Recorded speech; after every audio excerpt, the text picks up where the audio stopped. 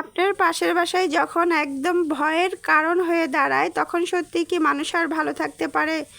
বাংলাদেশে কি একটা অবস্থা শুরু হয়েছে, ছোট হতে বড় কেউ মনে নিরাপদ নাই, না ঘরে না বাহিরে। বাংলাদেশে না আছে কোনো আইন ব্যবস্থা, না আছে কোনো ডাক্তারখানা, ডাক্তারের সুচিকিৎসার সুব্যবস্থা। আসসালামু আলাইকুম এভরিওয়ান, সবাই কেমন আছেন? আলহামদুলিল্লাহ, আল্লাহর রহমতে আমরা ভালো আছি।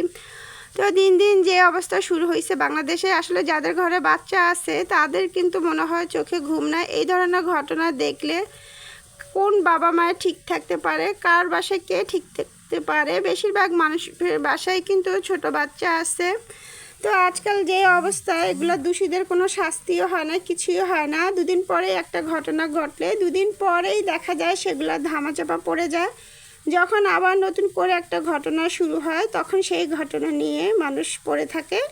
এই ঘটনা একদম ধামাচাপা পড়ে যায়। তো আমি যেটা বলতেছিলাম সেটা হচ্ছে সামিরা, ছোট্ট একটা বাচ্চা। আমার বাসায় যেত, আমার বোন আছে, ছোটো বোন, যারা আমার ভিডিও দেখেন তারা তো সবসময় দেখেন। আসলে এই সমস্ত জিনিস দেখলে নিজেদের মনও আসলে কান্না করতে না চাইলে হয়তো চোখ দিয়ে অটোমেটিক পানি চলে আসে। মানুষ কতটা নিষ্ঠুর হলে এই ধরনের কাজ করতে পারে? ছোট বাচ্চাদেরকে কে না আদর করে?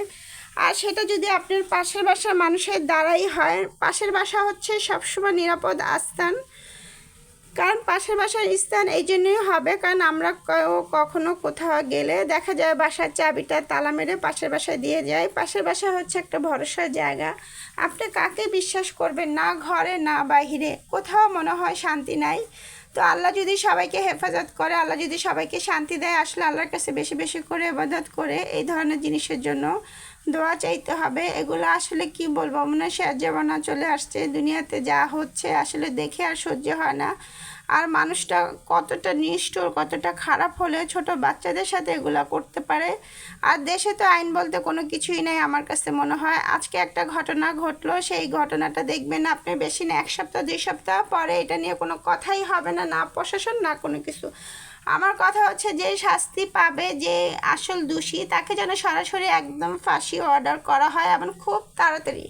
তাড়াতাড়ি না করলে হয় দেখা যায় কিছুদিন পরে এটার কথা কেউ মনেও করে না, মনেও থাকে না, তারপরে এটা একদম ধামাচাপা পড়ে যায়। তারপরে নতুন কোনো আবার কোনো ঘটনা ঘটে, তখন সেটার উপর মানুষ পড়ে যায়। এই জন্য বাংলাদেশে না আছে কোনো আইন, না কোনো আছে সমাজে যারা বেশি উচ্চ পদে মর্যাদায় আছে তারা এগুলা নিয়ে কথা বলেন, না কোনো কিছু। আসলে এই ধরনের ঘটনা দেখতে দেখতে আমরাও ক্লান্ত। আজ পর্যন্ত দেখলাম না কোনো এই ধরনের ঘটনার সুষ্ঠু বিচার বা কারোর ফাঁসি হয়েছে। কদিন পরে এটার কোনো খবরই থাকে না।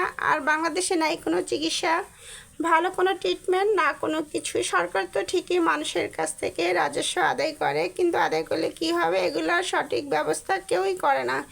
তাহলে কারিনা যে কিছুদিন আগে কন্টেন্ট ক্রিয়েটার মারা গেল, ওনার তো সুচিকিৎসা বাংলাদেশে, তার চিকিৎসাই ছিল না, বাধ্য হয়ে মানুষ, যাদের টাকা আছে তারা বাইরে যেতে পারে, যারা সাধারণ মানুষ তারা কি করবে?